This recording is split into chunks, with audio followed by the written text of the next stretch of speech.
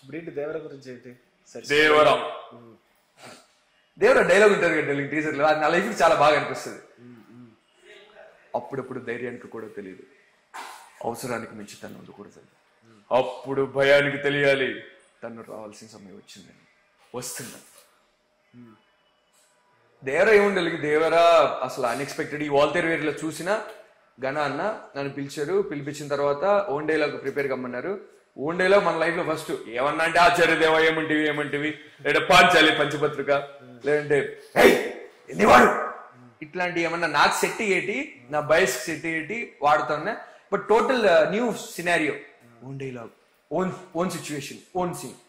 అప్పుడు ఏం చేసిన ఎన్టీఆర్ సార్ అరవింద్ సమేత వీర్రాఘవలో ఎంట్రీ సీన్ అప్పుడు నాగబాబు గారు చనిపోయినప్పుడు కంప్లీట్ బ్లాంక్ స్టేజ్ లో ఉంటాడు.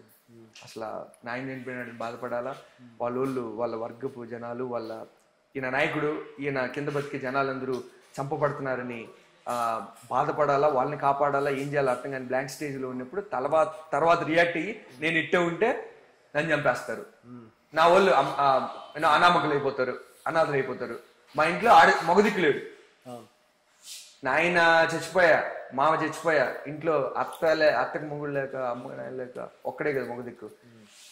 ఆ రివాల్ట్ అనేది సడన్ గా వచ్చేస్తుంది కదా. ఒకవేళ అప్పుడు ఆయనకి డైలాగ్ ఉంటే, ఆయన డైలాగ్ చెప్పుంటే ఎంత గాంభీర్యంగా ఎంత భయంకరంగా ఉంటుంటుంది ఊహించుకొని నేను డైలాగ్ రాసుకున్నా. అది కాదు మా పక్కన జరిగినట్టే కదా ఇండియా, బసిరెడ్డి, నారపరెడ్డి, ఇవన్నీ.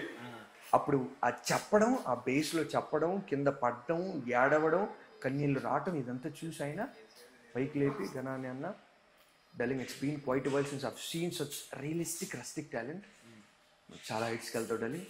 ఈ సినిమాలో ఏదో క్యారెక్టర్లో నిన్ను పెట్టడానికి పిలిచా, కానీ ఏ క్యారెక్టర్లో నిన్ను పెడితే నీ టాలెంట్కి కనీసం అది ఒక స్కోప్ ఇవ్వకుండా, అది నీకు ఉపయోగపడకుండా పోయి నీకు యూస్లెస్ అయిపోతుందేమో భయం నాలో వచ్చింది.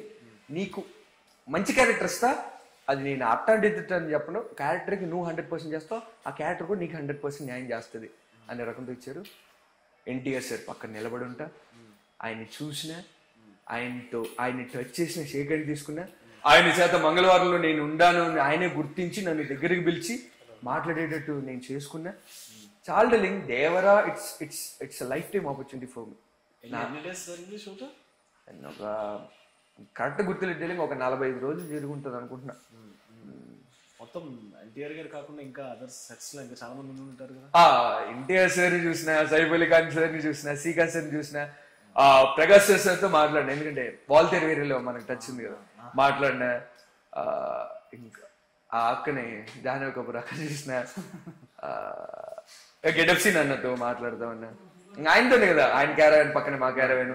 So it was quite a beautiful journey darling. గోవాకి మొదటి టూర్ పోయినా బాగా అనిపించింది. ఇట్స్ లైక్ బాగా వచ్చేది, బాగా వచ్చి అంటే 2 సీన్స్ డైలాగులు ఉండేటి ఎగిరిపోయినాయి. బట్ ముందెంతలో రోల్ సూర్య దిస్ ఇస్ ఐబే అని గుర్తుపట్టేలా, రికగ్నైజ్ చేసుకొని రిజిస్టర్ చేసుకునేలా ఉన్నాయి. మరి పెద్ద డెలింగ్ ఏం డెలింగ్, మాస్ డెలింగ్ సినిమా.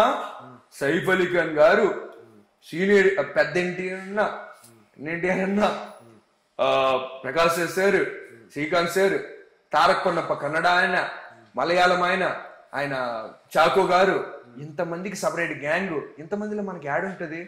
ఉన్నంతలో దైవేచ్ఛ కళ్ళకద్దుకొని ప్రసాదంలా స్వీకరించాల్సిన చిన్నది పెద్దది లేదు. నేను అదే డెలింగ్ చెప్పింది, చిన్నది పెద్దది లేదు. దేవరా అనేది నా లైఫ్ లో ఒక యాక్టింగ్ లెసన్, ఒక బ్యూటిఫుల్ ఎక్స్పీరియన్స్, అన్ఫర్గెటబుల్ మూమెంట్. ఎందుకంటే నేను నేర్చుకున్న డెలింగ్, నేను నటన విద్యార్థిని. దేవరా అనేది నా లైఫ్ లో beautiful internship, beautiful work shop.